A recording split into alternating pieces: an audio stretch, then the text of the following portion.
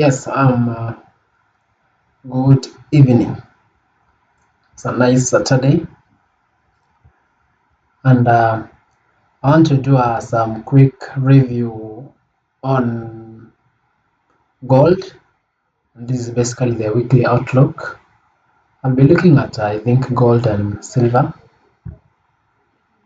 Those are the main pairs which I'm basically looking at currently.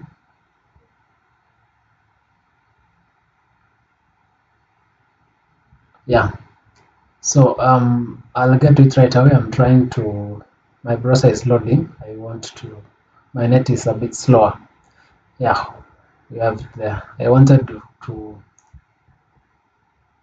check the weekly time frame. So this is gold, and for the past 3 weeks we've been bullish. We've been bullish for the past 3 weeks. There is this high, this level, which I think it's very important on gold. There's this level which is very important on gold in my view. This level. This is where the inversion took place. You see this bullish move, then an inversion.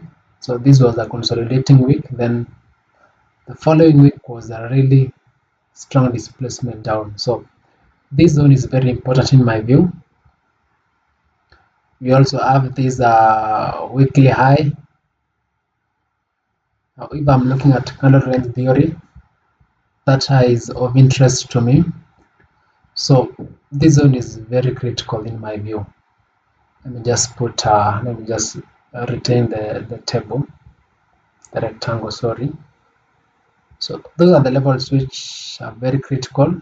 Now, I might call those strong liquidities, but we have our previous week high also. This last week's high as a level which was left hanging, and last week was very bullish, as I had said.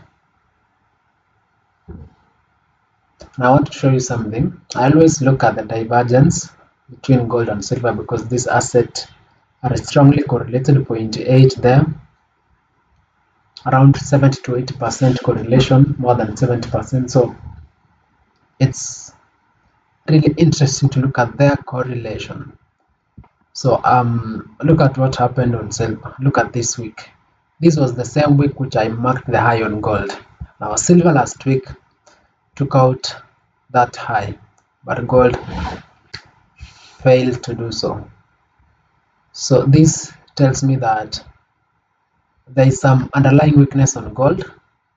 As much as we are bullish, there is some underlying weakness on gold as per now, and silver is the strongest, is stronger than gold. So if we are looking for long, silver is the best compared to gold. So that is how silver looks like. So this is the silver daily time frame. We had price pushing higher, then retracement, then pushing higher on Friday. With the news of Strait of Hormuz being completely opened, pushing the price even higher. So I think this is the level which I'm watching on silver. I don't expect silver to break this low. Now, don't worry, I'm analyzing both gold and silver at the same time because there's something which I'll show you. I'm trying to show you. So this is this Friday's low. This is the Friday's low silver, and this is Tuesday's low also. I'm watching this Tuesday's low.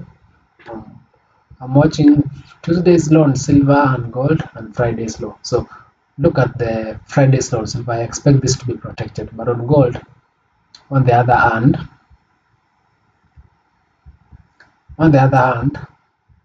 I think this was the previous week high. of course you are going for. But on gold, on the other hand, I don't think this low, in my view, is very open, and this Tuesday low also is very open in my view. So like I said, with the divergence between gold and silver, is the divergence. With the divergence between gold and silver, I expect gold to drop probably probably that's the divergence between gold and silver. So I expect gold to drop a little bit more than to do a deeper retracement more than silver on the opening days of next week. So when you go to the lower time frames like 4-hour, you can also see that 4-hour candle theory, this low, and of course this lows. So I want to see gold tap this low, and I want to see silver fail to break this low. So if we have silver failing to break that low like this, sorry that. So if we have silver failing to break that, sorry for that.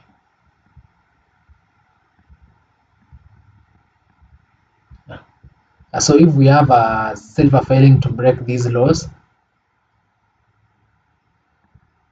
while gold, on the other hand, back again with hanging Wi-Fi, with gold breaking those lows, those are the same lows actually. So if that happens, that will be a very good divergence for me. So I expect gold to drop a little bit and then silver to hold. And when I see that kind of negative correlation where gold does a deeper retracement sweeping the lows while silver fails to do so, now I pair that with a market structure shift probably on them. So this is the level which I expect to hold on silver.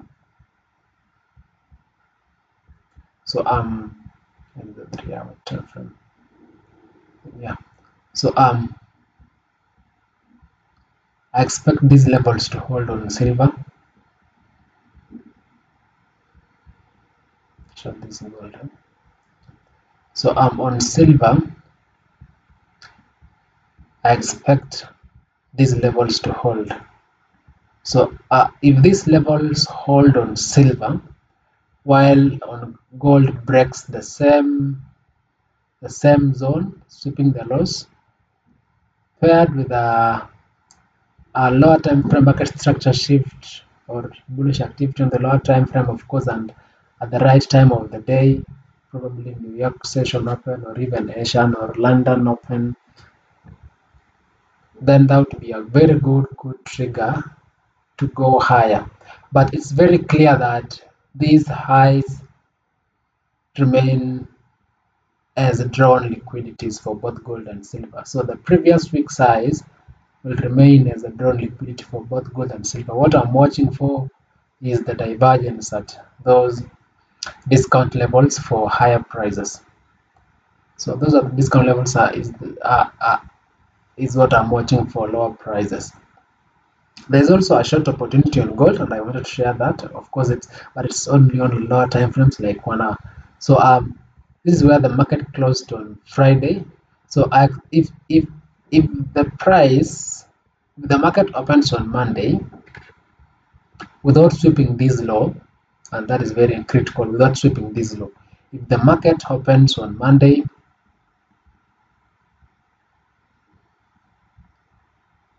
let's say somewhere there, and then pushes higher fast, this is where we can look for shorts.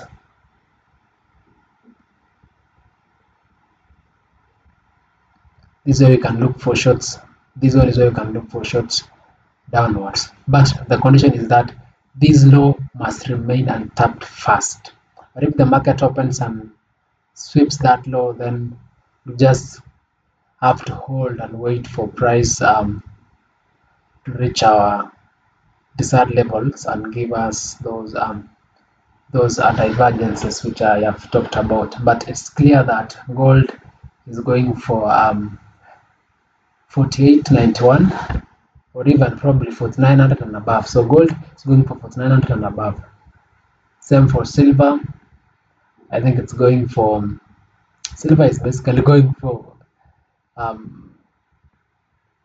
85, 84, yeah, 84 and above. So that is basically my short analysis on gold and silver for next week.